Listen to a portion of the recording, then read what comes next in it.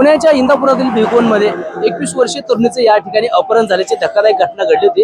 त्यानंतर देखील संपूर्ण ह्या भिगवण परिसरामध्ये तणावाचं वातावरण निर्माण झालं। याच पार्श्वभूमीवर देखील उद्या देखील इंदापूर, बारामती आणि दौंड हे पूर्णपणे तालुके बंदचा इशारा या ठिकाणी सकल हिंदू समाजाच्या वतीने देण्यात आलाय। याच पार्श्वभूमीवर आपण जर पाहिलं तर या ठिकाणी भिगवण पोलिसांच्या वतीने देखील या ठिकाणी कडेकोट या ठिकाणी बंदोबस्त या ठिकाणी तैनात करण्यात आले। या ठिकाणी आपण साहेब पाहिलं तर संपूर्ण हे पथसंचलन या ठिकाणी करण्यात आलेलं आहे। कायदा आणि सुव्यवस्था हे राखण्याकामी उद्या देखील कुठल्याही प्रकारचे दंगा किंवा काही कोणत्याही प्रकारचा अनुचित प्रकार घडू नये यासाठी देखील पोलिसांकडून खबरदारी म्हणून या ठिकाणी पथसंचलन या ठिकाणी करण्यात आल्याचं आपल्याला देखील पाहायला मिळत आहे।